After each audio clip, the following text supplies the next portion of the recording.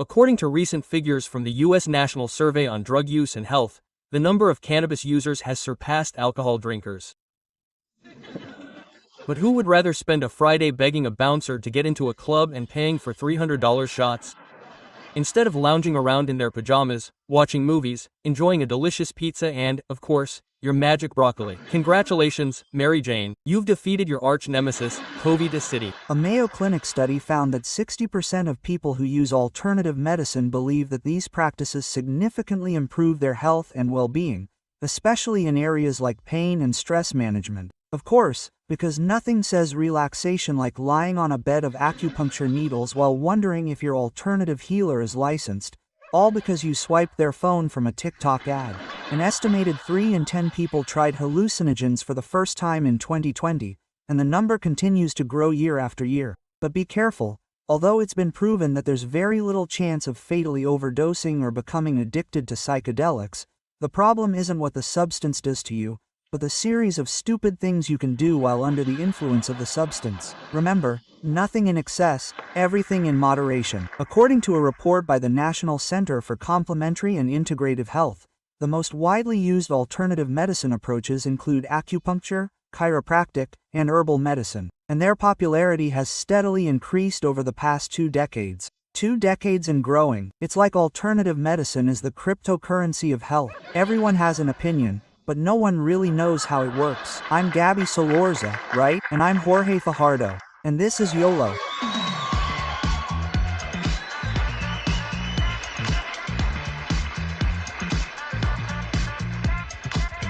Hello community, welcome, and welcome to another episode of YOLO. Here we redefine adulthood, one episode at a time. We created this show because one day we realized that we are the first generation that has the opportunity to have total freedom to define how we want to live our lives. And guess what?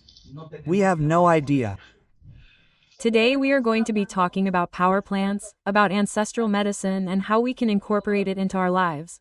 Because perhaps we do not know that it is a technology. What Gabby meant is that we are going to talk about drugs. They are not drugs, they are medicines. No, in fact we want to demystify a lot. That word bothers me, Gabby. The word drugs bothers me because drugs are everything, right? Aspirin, coffee, everything is drugs. So, in previous generations it was labeled too much, right? It's like, right? And today we are seeing that little by little even my mother asks me for her cannabis gummy from time to time and wants to get into medicine, healing, and the alternatives that we have today. Well, I know that you also have very interesting perspectives. Yes, I believe that in the end everything can be a drug, a medicine depending on the intention, and there are things that distance us or bring us closer to ourselves depending on our intention. So, I think it goes more in that direction. Let's see how rich this conversation gets with the great guests we have today. Great guests. Well, it couldn't be better, just like that. Yes, I mean, today I think we're really going overboard. We're really going overboard. Well, I'm going to tell you a little bit about our first guest. She's a journalist, editor, workshop leader, activist, founder and host of the podcast, one of my favorite podcasts, Psychedelic Wisdom, one of the most listened to podcasts on TAM about consciousness, spirituality, psychedelics and self-knowledge with more than 6 million annual listeners. My dear Urena Tomasini. Welcome, thank you for being with us. Thank you for inviting me, I'm very happy. Yes, literally my introducer to the topics. I really appreciate you being here. And in a professional manner because you do it in an incredible way. Thank you. And our second guest, another impressive, astral being, Gloria Alvarez. She is a political scientist, writer, television presenter, announcer and lecturer, and a libertarian presidential candidate for Guatemala. She is the only candidate who has proposed the decriminalization of medicinal plants. Thank you very much, Gloria.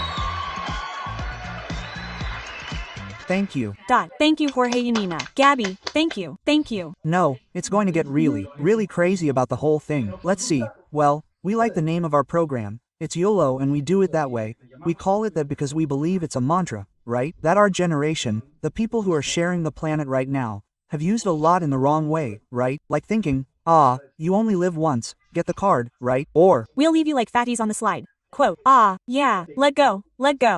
And we believe that there is another way of seeing it, and that is that you have one life and you have to take care of it because you only have one, and if you live it well, once is enough. So today we want to ask you what YOLO means to you. What is your perspective? Have you heard it? How do you interpret it? I'll start with you, my dear Globo. How do you think about YOLO? What does it mean to you? Thank you, Jorge. In fact, what you are saying is very interesting. We are the first generation where going to a psychologist is not crazy, where being homosexual is no longer a sin, where 45% of women of reproductive age will not be mothers, and that is actually worse news for men than for women. Men don't cry, but they commit suicide 4 times more than women. And within this problem, all the institutions are collapsing: the church, the traditional family, governments, and what they sold us about celebrities. And when something collapses, whether you see it from the stars, from the age of Aquarius or the Kali Yuga, right? Which is what the Vedas tell us, that right now we are in a time of explosion, it is up to us as a generation to say, if everything collapses, how are we going to put it back together? Because every emptiness needs to be supplemented with something. And there is a tendency to say that this generation does not want family, does not want freedom, does not want love, and that is not it. It is that we no longer want the obsolete packaged versions. In the case of drugs, since the time of Richard Nixon, who said since everything is a drug, except the worst of all, which is alcohol or tobacco. Those were seen as very bad, very legal. And they also pushed domestic violence that fell on generations like ours, where either our parents stayed together because it was the right thing to do, or you lived in disastrous homes that now you have to be constellating to give back to each ancestor what is due to them. So, what does YOLO mean? For me, it's if you're going to live once, don't live it like it's already been lived and you know it's not going to work, but what are the institutions that are going to replace the ones that are failing? Yes, we are definitely in a moment of birth. These polarizations are happening and we are pushing this new humanity. And this new humanity gives us the opportunity to have a script. We can tell a new story. Karina, what would you add to this vision of being YOLO? I think YOLO is this moment in which people ask themselves for the first time what it is that they want. It's the moment in which we discover ourselves in our most authentic selves, in our purest essence, and we can walk a path aligned with our truth and no longer stuck in the system of what should be. What are these obsolete systems that Gabby talks about? That they are already more than dead, and we begin to connect with what we need, and, therefore, we begin to see happier people. I mean, because I see the hopeful side of humanity, even though everyone thinks that everything is collapsing and everything is wrong.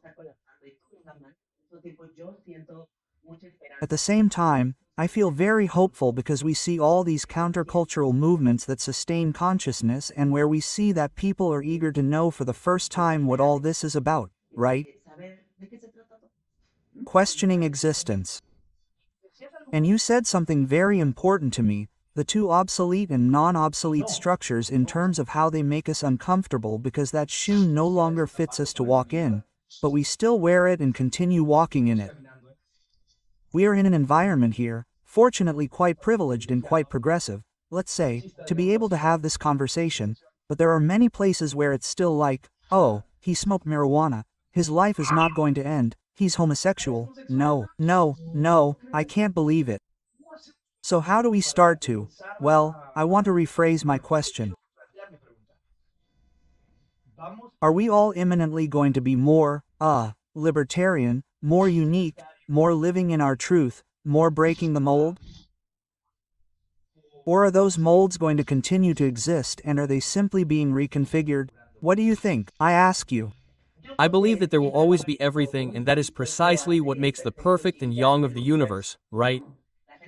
People who are going to want to free themselves, question, experiment with different medicines, and people who are going to continue on the same channel and in the same discourses, right? And it doesn't mean that one is right or one is wrong, or that we, those of us who are already connecting with this, have a truth that others do not have, but I think it's all part of the experience of the great consciousness. I mean, like we are, I really believe in reincarnation, so I think we are living multiple possibilities to complement the experience of seeing all perspectives.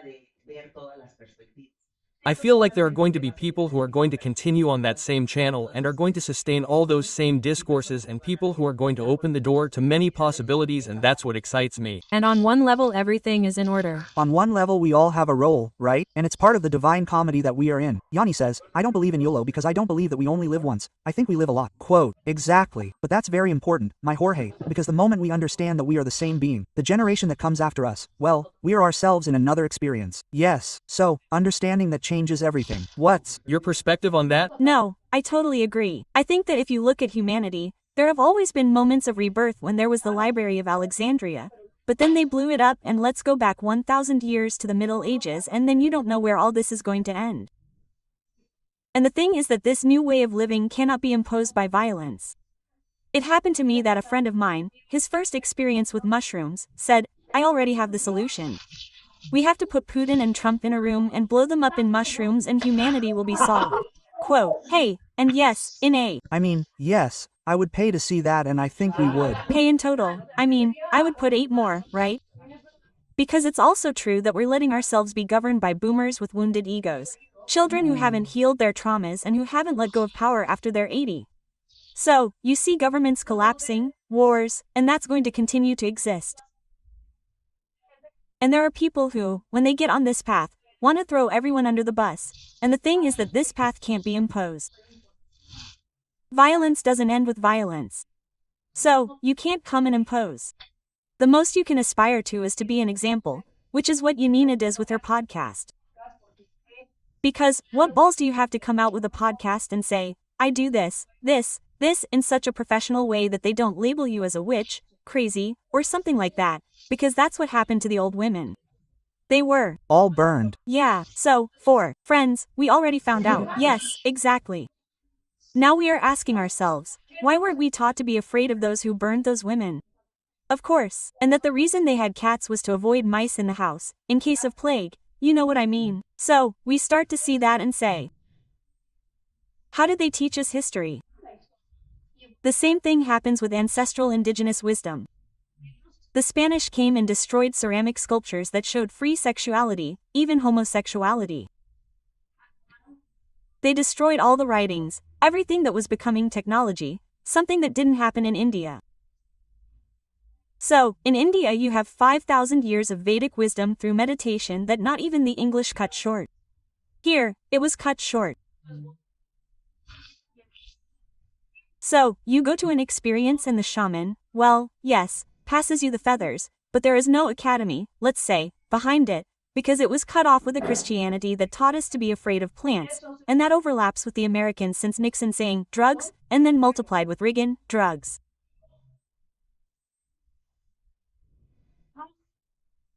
But Adderall, Xanax, all those things that make you a zombie become pharmaceutical lobbies, and you have the Americans depressed, doing more shootings, with obesity, with catastrophic lives. Totally disconnected. Totally disconnected. And then they say, well, but let's only allow MDMA at Johns Hopkins University with an MA.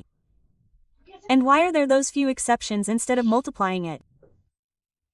We're going to get into conspiracy issues, but I think so, because in the end, awakening brings about the effect of making decisions, and those decisions sometimes aren't convenient. But I think that in the end, the approach we want to take is that it's not about saying who is good and who is bad, and who is underdeveloped, right? Because the ego is not bad, it's unconscious. That, and also understanding that you can't give mushrooms to everyone if they have a narcissistic personality, if they're not prepared, because the plant will react with your essence. It's not magic either. Lupita, who has been doing ceremonies with her husband German for years, says, the ceremony begins when the journey ends. This is the ceremony. That's where you have to reintegrate, because otherwise everything will be left in little colors and opening certain drawers. But what do you bring back in that integration? Margarita, a medicine woman who is in Tepoztlan, also tells you this a lot. She's also a very good friend of yours. Yes. Well, in the end, we are, look, in something really incredible, because we are talking about a topic that is a much more advanced technology than we can really understand, and that we may have thought or said, oh, yes, the mushroom, yes, no, it's a technology. So everything we are going to talk about is going to be really good. But first, we are going to do a little activity that we call the Yolometer. And it's like to find out your YOLO level, which I think is going to be tremendous here. Yes. I mean, here the YOLO level is, look, in this place at this moment the Yolometer is going to explode. The Yolometer is going to explode. If there are people who have blurred the lines and transgressed, we are people who are here. So let's see, come on. Let's see the Matamesta. You start. To see. He says, I went naked into the ocean with my friends leaving the Temascal. I've done it, but it's not mine. Yes, I feel like everyone else has, but I feel like I didn't mention it here. Well, I feel like several of us have done it, but it was you. Yes, of course. One of the most delicious experiences of my life, Diego. The Temascal was very hard, so I did feel like true paradise. Look, I did it in the Bacolor Lagoon, which if you haven't done it, I highly recommend it. Oh, how delicious the Bacolor was. At the Universal Embassy. No, it wasn't at the Universal Embassy, it's at a hotel that's there. I don't remember, Akalki, I think it's called Akalki. So they do the Temascal for you and you leave the Temascal, and when you leave the Temascal, you go to the lagoon because the lagoon is next door and you decide whether to go naked or not, but that's up to each person, right? But it was very liberating, really. Let's see. He says, I ate half a square of chocoongo at a festival and had an incredible time for 3 hours. Then I ate a whole one so that it would last longer and I saw the Matrix. Well, I don't know, Gloria. No, that one's not mine. Well, Jorge, it was. Mine. The truth is that that was me. I had also put it, but yes, look what happened to me. I had experiences with a go before, but I think that at that moment I experienced what you who know more probably call a macrodose, right? It was more than I should have, and my logic was, well, I think it's going to last longer, and it didn't last the same time, but with double the intensity and we didn't have a good time. So I got scolded. Yes, he scolded me. So be careful what you consume. I think it's important. We always say the setting, right? That famous setting thing is super important because I don't recommend trying something you've never tried in a circumstance like that.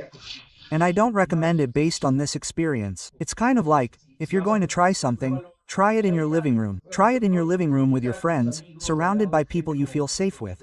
And once you know how you react to it, well, then you decide if you want to try it. Right? And we don't know what we do later because it's trendy, right? Oh, yeah, the chocongo. I mean, you don't know what you're opening or who you're in the presence of. And that's really important to be in spaces of support. Let's see. Here it goes. I went to Disneyland on acid. It's mine. Favorite thing. I feel guilty. So, Yanina, so I'm going to do a podcast. It's one of my favorite activities. When I was a teenager, I read Marilyn Manson's biography. And it said that his favorite thing was going to Disneyland, and I thought, oh, how lame. I mean, it must be really cool. I went with my husband, and now one of the things we do around the world is go to different Disneylands. I mean, Hong Kong, Paris, this one, the United States, wherever, always born, and wow. I mean, I highly recommend this if you know how to navigate in Asia. That's what I was going to ask you. Don't you get stressed out by all the people, or is your energy level like you? Do everything on the fast line. I mean, you get to the lines really quickly and nothing happens. But there's no time, but there's no rush. Yeah, no, let's see. I want some advice because I'm going to Disney soon, right? Hey, how do you handle, or you said if you know how to handle acid well, so how do you feel you handle it? Or what are the warnings that you would have for one? Because I already told you about my experience, so if I'm going to try it, what can I expect to happen to me at Disney? It's not their first time doing it, right? I mean, it's not their first acid trip, because that would be overwhelming. Sure. They should have been to Disney before, so they know what it's all about and the rides and all that. And if they already have that, then, take the acid and you become like a little kid. I mean, it happened to me like I was in a line to hug one of the little ants from the movie Ants. And when I hugged it, it was a purple ant and it moved me so much that I started to cry, and I was crying with the ant, and my brother saw me and said, "Are you crying?" And I was like, "Yeah, it's so cute." And I burst out laughing. I mean, there was so much laughter, the rides, the little dolls, the food is delicious. I mean, it was all fun at the same time. It's really cool. Like the mushrooms that are the holy children, that is, returning to innocence and seeing life from there, because I think we're all very confused, and by getting older, losing this innocence, we've caused a lot of damage, right? And that's precisely one of the points I wanted to bring up in our conversation today, and if it's okay with you, I'd like to start with the questions because we're all very confused. So with Disney on acid, we're perfectly at the point where we needed to be in order to talk about what we're interested in talking about. We're not a generation. You said it perfectly, and your description of what's happening right now will stay in my memory forever, right? How we're breaking down structures. And I said it at the beginning, we don't really know where we're going. We don't know what we have a lot of stigmas about. But what is true is that we're more open. Our generation, that is, the people who are adults on the planet right now, are more open to all these experiences, to all these things. I never imagined when I was 20 that I would be in my living room with 3 incredibly intelligent and beautiful women like the ones here talking about this, right? It's the kind of conversation that you thought you were going to have in a black hole, right? Hidden away, where no one could talk, and today we are doing it. So, let's start there. The initial question I want to start with is with you. And if you want to elaborate, that's fine. But we don't want to label everything as drugs, right? Like Diego Sueni. It's a drug. Ah, but we've heard terms like psychotropic substance, psychoactive, psychedelic, narcotic, among others. So, Medicine. What is the classification that you give it these days? Because you talk about this every day and you talk to people about it. I really emphasize not using the word drug when talking about psychedelics, just to start changing the narratives. I feel like it's urgent for people to differentiate between a drug that can be addictive and is used to disconnect you from reality, and all the medicinal plants that have a ceremonial context and are made in search of expanding our consciousness.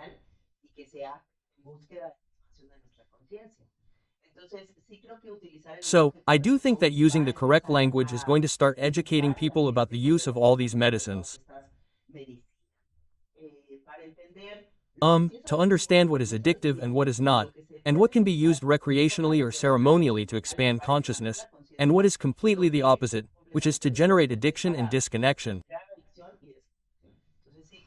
So, I do think it's very important to emphasize what's what. Right, from your more political perspective on language, because I like what you said, the words we use are the world we live in, right? And words are very powerful. So, what words do you use in the legal framework? In the case of a country like Guatemala, which is extremely moral, where you have fathers raping their daughters and abortion is not legal. Oh, but we are all Catholics and God forbid we talk about homosexuality or plants. What I did was talk about empowering indigenous women through the decriminalization of medicinal plants to make them the doctors of the 21st century. So, if they say they want to end poverty, here there is an industry that is not coffee, bananas, cement, beer, the usual stuff. But here there is great potential where you empower women, and you are also empowering them with something that was cut off from them 500 years ago, is not something external. And when you present it like that, even conservatives get a twitch. And I totally agree with you, Nina. The worst damage the Americans did to us when the war on drugs began in the 70s is that they mentioned drugs. And one thing I always said on my radio show is when you're going to take a substance, do it with people who love you, because if it ends badly, they should take you to the hospital or get help.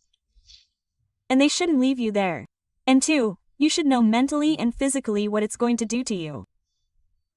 So, for example, in Berlin, which is a place of such openness, there's a classification, there's a wheel of different substances. From the substances of light. Which ironically, the substances of light are the ones that take you to the worst of hells so that you can open up and go to the other side. To the true light. To the true light, which is what narcissistic and occult profiles don't tolerate, because you have to go into the trauma in order to overcome it. We're talking about ayahuasca, the sapito, mushrooms, psychedelics that, as Yanina says, expand consciousness.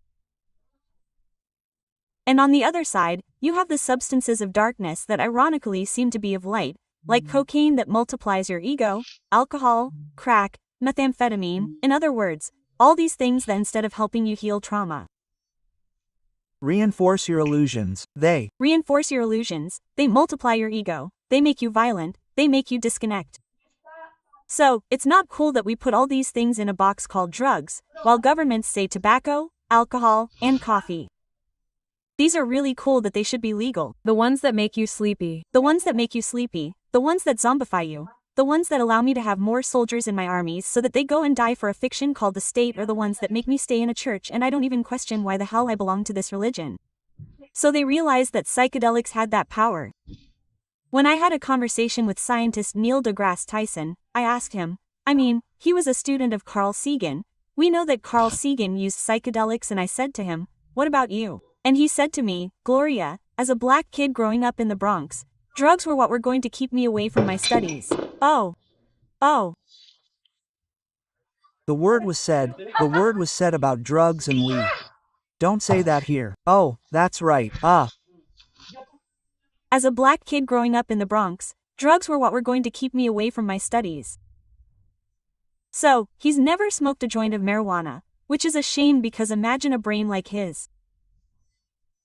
Expanded through psychedelics, and that's what's starting to happen. Scientists, doctors, engineers, architects are getting closer to psychedelics, and what happened in the 60s will no longer happen to us, when the hippies stayed up there but didn't bring that wisdom to 3D, which is what Yanina does in her podcast. Yes, and now more and more people are opening up in a very professional way, but what is true is that it is something that must be done with a preparation process, with a process of accompaniment, of integration, with people who live from the true light. For me, the true light is half light, half shadow. And that really has all the professionalization and the adequate process to carry out this accompaniment.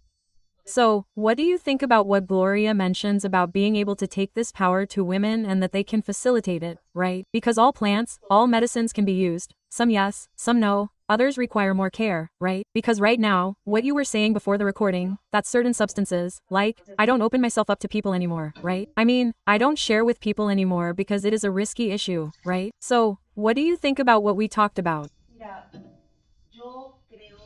Look, I think we are going to have to open our minds to many more possibilities if we want more people to try psychedelics every day.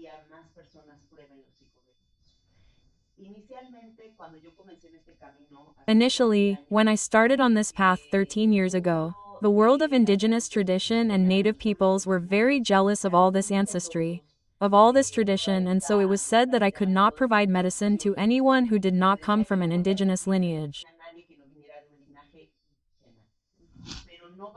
But there will not be enough indigenous people for the amount of people who are taking medicine. And another reality that is true is that not all of us want to practice medicine with someone in the mountains of Oaxaca, in a tradition that integrates a lot of syncretism, because perhaps the indigenous people have already been colonized.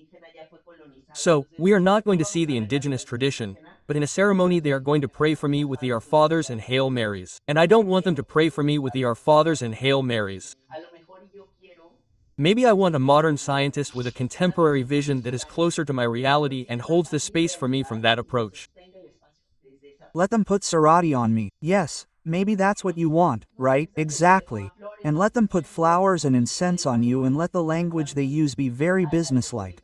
Because you are a very businesslike person, and so they have that approach that is appropriate to your line of thinking.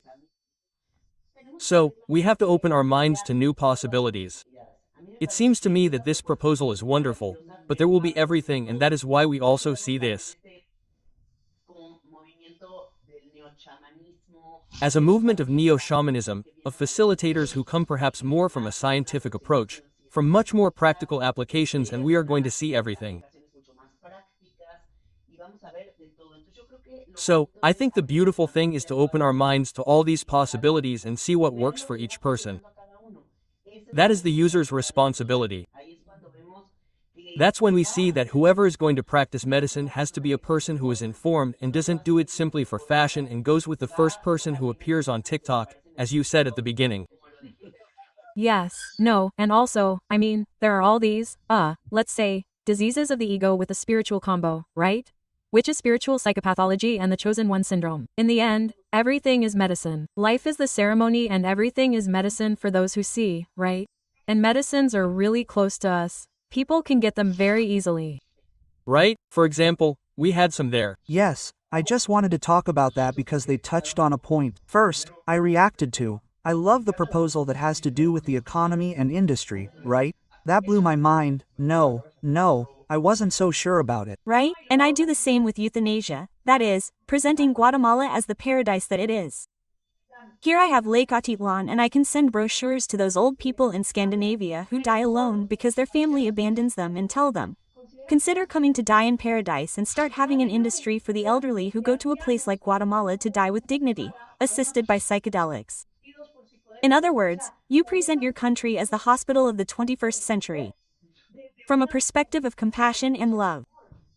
And when I present those ideas, even the most rancid right-wingers and the left that is still waiting to see if the government takes charge, well, something starts to make them cringe. And I'm not saying that I have the best solutions, I just think that spaces like these and brave women like Gabby, like Yanina and men like you who are willing to make themselves vulnerable because we know that heterosexual men are the most disconnected from their feelings. Sometimes they go to ceremonies and when they're already in there it's like, get me out of here, and it's like, dude, you're in your brain, surrender, get me out of myself please. Exactly. And that's the thing.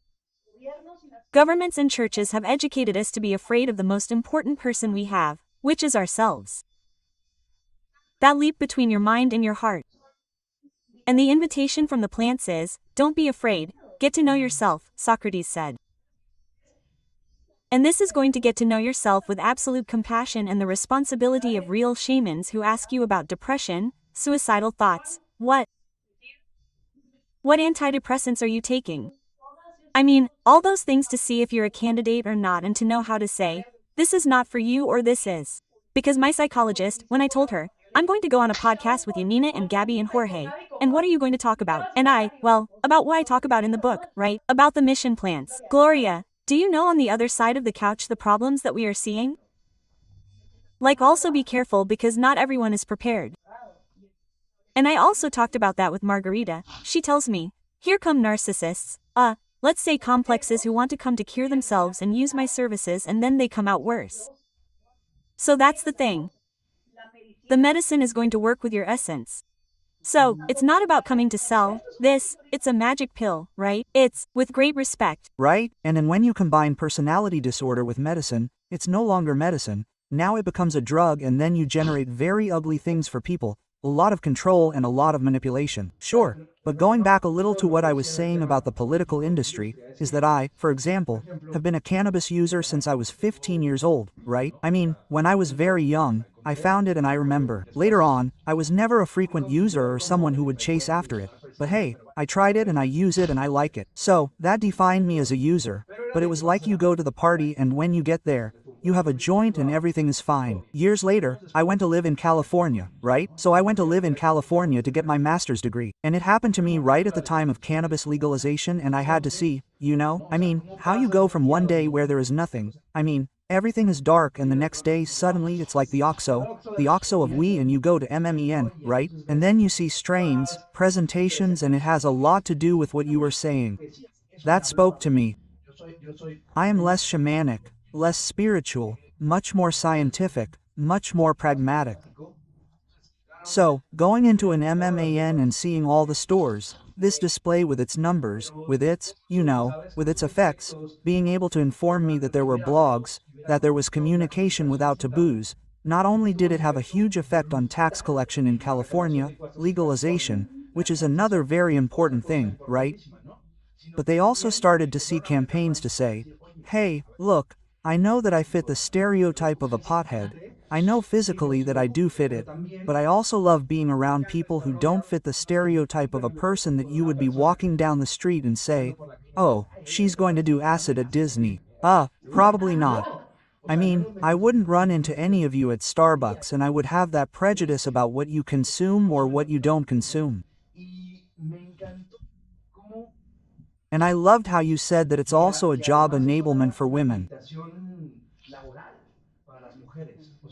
We're entering an industry that everyone is ignoring. Yesterday we had Luis Fer from Ducanabis on another episode and he said, I chose this because it was a fertile industry, it was an industry that no one was taking and that I thought had potential. So, the psychedelic industry, yes, it's fine, yes, psychedelics, they're not taking it, and with legalization it opens up a whole field of work, specifically for women who can become healers. What a beautiful commitment that when. And who have less ego disease, because that's very important. Here we are so confused and so identified with so much nonsense that they are great facilitators because they are much more rooted in simplicity. But I agree with Yanina, I mean, you need to decriminalize this, start pulling indigenous women, get them out of those violent homes, treat their traumas, because, look, rape, domestic violence, they first have to experience the medicine that belongs to their grandmothers, in order to then be able to be facilitators. And when you have that connection, then you come and bring scientists from California, from Silicon Valley, and you make that match so that your country, even if it's on the Atitlan side, you know what I mean, that they give you at least a free zone there to try it out. Yes, it's not just telling them to share, it's a project, it's A project, but it's like, what's the alternative? We still have cartels, we still have people committing suicide, we still have children who have anxiety and depression because of social media. I mean, if we don't do something, the alternative is really screwed. So, my gratitude to spaces like this is that there are brave women who say, well, I'll do acid at Disney. And I'll tell you something, many people from Latin America have told me, damn, you're so brilliant at understanding the Latin American reality. First of all, it's not that hard. They've all given us the same old atole with their finger. And two, psychedelics help your academic brain, in my case, studying politics, history, boom, boom, boom, boom, you start to make connections that I don't know if I could make without psychedelics. I mean, psychedelics make me a better person, a better professional, more resilient, more empathetic, and they've kept me away from the darkness that I've also faced with characters who have torn my heart apart, seeing brilliant people who let themselves get carried away by substances that have nothing to do with true darkness and light and who make you say, damn, what a wasted talent. All because this was seen as, oh, how scary. And these substances come from the earth. For example, mushrooms come from this connection network where there's like an avatar, right? All the wisdom, all this technology that we're ingesting and that we can now consume in a very, very accessible way, right? There are things that you can buy online and start a treatment with instead of choosing an antidepressant that in the end will only make us numb, but will help us heal our perception and our everyday life, because that's exactly what I wanted to ask you specifically, Jank, because going back to my anecdote, well, you already have it available. I'm talking about the consumer, right? You already have something available that you didn't have available and your question begins, well, what's not available? What? When? How? Where? How often? Because it's already available, right? It's already there. I can have it. Oh, and it caught my attention. In fact, I pulled some things because today we have, as Gabby says, literally available at the click of a button. No longer, it's not like it was in the 90s, in Mexico, at least. Not in the United States either, but not in Mexico either. It's like in the 90s when you had to go to a black hole to get a substance. Today you literally go online, right? I grabbed it and you find gummies, vapes, flour. I don't think you can find it yet because it's still a gray market, but in the case of plants, for example, microdoses of mushrooms, I told Javi, hey, look, I have this. And he said to me, yeah, I've tried it. And it's a microdose. And where do you order it? On the internet, right? I mean, I order it and I have this microdose. But then the question comes up saying, okay, I'm going to eat one. And what's going to happen? And how is it going to be? And I talk to my doctor and I'm committing a crime. What's going on? Single quote. So, they consider that we are moving towards the literal normalization of these substances, in addition to because if there were a bottle here on my table, no one would say anything, right? If there were a pack of cigarettes, no one would say anything. But if they suddenly see a churn, yes, they would say, oh, and by the way, I mean, all these plants are not just like a Tic Tac or R. I mean, you take them like a little pill, right? I mean, if this really implies a protocol, it implies doing it with respect, with intention, with humility, with care, because we also must not disrespect these substances because then they scold us. Sure, but if it appears in an ad on TikTok or on Instagram, right? I mean, you're on Instagram and it says microdoses. Ask for the pills and it's like a fun fact. Do you know what the name of the fungus that causes this is? Well, Yanina does know. White penis envy. Envy. So now we understand everything. Yes, no, exactly. I don't know if I'm getting lion's mane, cordyceps, or I'm getting what is locibe, not psyllo. So, but I do feel that it is becoming normal for these substances to appear in our daily lives. In our series, in our shows. Do you think that we are making progress towards normalization or that we are going very slowly? I feel that of course we are making progress, but it all depends on the context in which you move, right? Suddenly I dare to make statements like, no, in Mexico there's no homophobia anymore, or in Mexico we are all super psychedelic, or in Mexico we are all super open to different experiments in my universe. But that doesn't speak to the whole vision of a country, right? Or to all the strata that can, make up this reality, all the multi-dimensions that make up this country. Yes, I think we're making progress because, look, I mean, we're on a program that's talking about this, there are many podcasts that are talking about this, we get ads for all kinds of things, and that excites me because in the end I have a very light vision in relation to experiences with psychedelics. I mean, like at a first level of understanding I feel like I was on a, but let there be good facilitators, but the narcissist, but the evil one, but no. Something that we're going to have to accept, whether we like it or not, is that each one of us is going to come across the experience that we have to come across, because existence is designed so that we also come across the not so good, so that our consciousness evolves and that allows us a new truth. We're all going to cross paths with whoever we have to cross paths with, and we're not going to be able to avoid it because, let's make sure that all of that continues to exist. Furthermore, even if it were legalized, we wouldn't be able to control the continued existence of bad practices. What we can do is educate people so that they have criteria, their own criteria, and increasingly have more discernment to choose who they experience things with or whether they experience them alone, so that they experience them from a place of great responsibility and dedication. That's what we can do. I have a question. For example, someone who has depression. And has the option of going to a psychiatrist. It's like the blue pill and the red pill, right? The red pill, like you have the option of going to a psychiatrist, traditional medicine, and they'll give you your antidepressant. Or you have the option of buying psilocybin in microdoses. What difference do you see between who follows one treatment and the other? Who chooses both? Either way. Yes. Well, I've been working with microdosing for 11 years and I've seen how all the processes that open up, and the possibility of going the natural route is truly wonderful. Right? I mean, definitely people who opt for this and follow the entire protocol with everything that it entails, I mean, because there are people who also start with microdosing, but continue drinking a lot of alcohol or they don't see how everything that has to be done from microdosing to work, but when they do it right and commit to this process, well, it's great, right? The transformation that you can see. And I've always been very anti-pill. I mean, like a lot of what I talk about on my podcast is promoting. Don't go down that route if you have all these options and there's already so much research, right? So I do try to encourage people to go down the path of nature. But there are also going to be people who don't feel like they can sustain themselves at the moment and have to resort to psychiatric medication. Overall, I was very radical in that sense for a long time.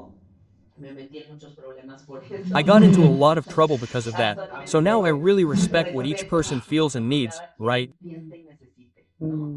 But I do believe that the path nature is the most beautiful thing there is. Hey, there are some wonderful documentaries on Netflix. You can find one about fantastic fungi, which is one. There's another one about the mind.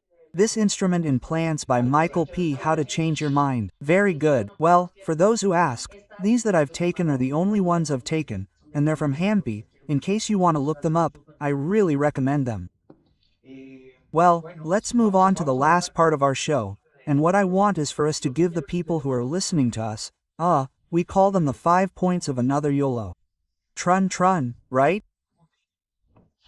5 points that they can think about, that they can take away to reflect on before breaking that barrier of entering medicine or the functionality or the recreational nature of these plants, and we tell them, well, I recommend this to you from where each of us is, right? I'm going to start with the first one, and obviously it's understanding yourself, right? Go inward first, because if you have to go inward, as they say around here, substances, especially plants, react with you and how you are, is how they are going to interact with you. So, if you are going through a bad time, if you are in a dark moment, if you have to work on something, it is advisable to first work on it from a psychological perspective, from a therapeutic perspective, and then, with the support of a professional, try these substances. Because I have seen many people who, I don't know, it happens to me that we are in a meeting and 4 people are doing very well and one is doing terribly. and normally that person who is doing terribly has something to do with it. Today what you two said really resonated with me. It's like, now I know why that person was doing terribly, so I'm taking that away as a lesson. Quote, Hey, who wants to go? well, I'll make a very short, simple comment. The enemy is not outside. With that, The enemy is not outside. For me, a fundamental basis if you are still afraid is that you should not be afraid of plants, you should respect them. And there is a big difference between fear that will make you distance yourself from respect and saying, I want to get to know you, and I want to get to know you from a place of empathy. But for me, meditation is fundamental. I have been meditating daily this entire year and it has completely changed my perspective because our mind produces thoughts like a computer that have nothing to do with us. Is the ego all the time or thoughts that are sabotaging? You are useless, you do not do well, and that computer is working all day, or superstitious thoughts that are not very cool either because then they relieve you of responsibility for what is yours. And what meditation is good for is to observe those thoughts as if they were advertisements on TV and your ability to disconnect, even though the advertisements are still there, to observe them from the outside, not to get so hooked. And if you have meditation as a foundation, you will approach medicinal plants much purer, without such a wounded ego. And you're going to be able to when you're on psychedelics and it takes you back to childhood trauma or it takes you to a divorce, to financial ruin.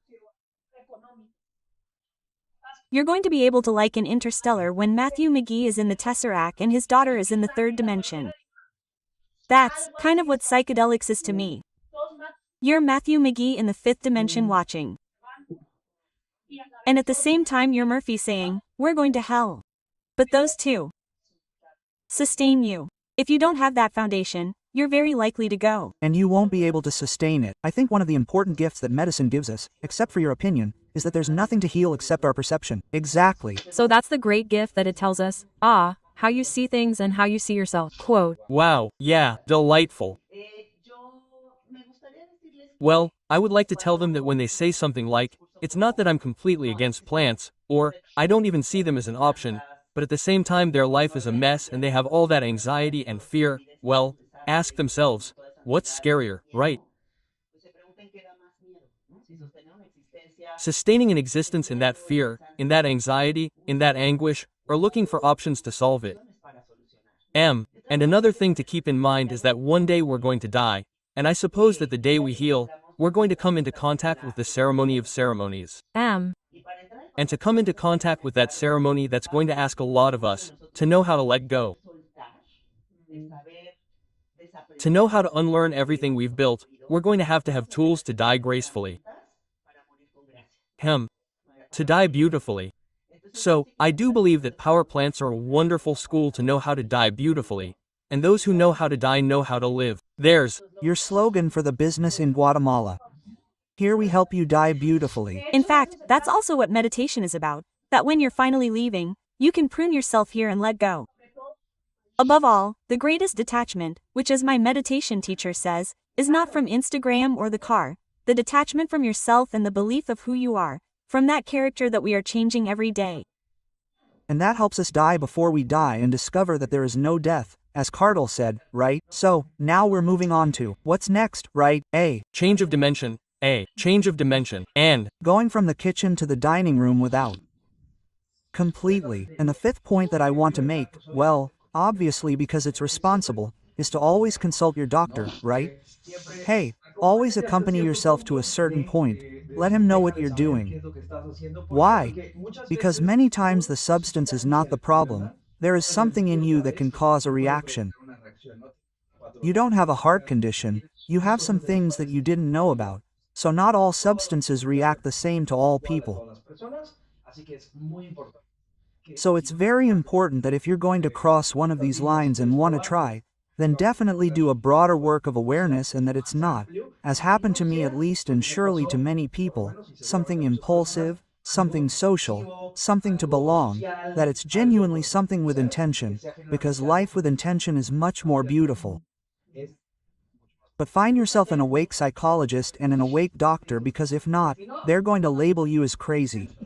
That's very true. Not all psychologists or all doctors are open to this type of thing, but there are, and there are many, quite a Few. GL Yan, thank you very much for joining us. One last thing I want to share. I'm Eternally grateful for this space, Yanina, for finally meeting you. Really, keep doing what you do because when I see a woman who has the balls to talk about these issues, it's like, yes, there definitely have to be more of us. And thank you for creating this space, because that's what it's all about. The more we dare, the more taboos we break. And the more we have fun along the way, because that's what it's all about. Thank you very much. If we don't have a good time, it helps us. Well, thank you very much. Excellent. Well, thank you very much to everyone for joining us today, and I'll see you in the next episode to continue deconstructing adulthood one episode at a time. That was YOLO, and I'll see you soon. Bye. Thank you. Bye. Dear YOLOs, thank you very much for joining us in today's episode. Please, leave us in the comments what you would have asked the guests, or tell us who you would like to see next, or what was your favorite moment from this video, whatever helps us improve. And if you liked it, don't forget to like it, subscribe if you haven't already, click the bell so you can watch the new episodes as soon as they come out, and obviously share this video with who could benefit from these lessons. If you do that, you help us and allow us to continue creating better and better episodes and bring in great guests. Also that you and a little bit of us can continue redefining adulthood, one episode at a time. See you next time.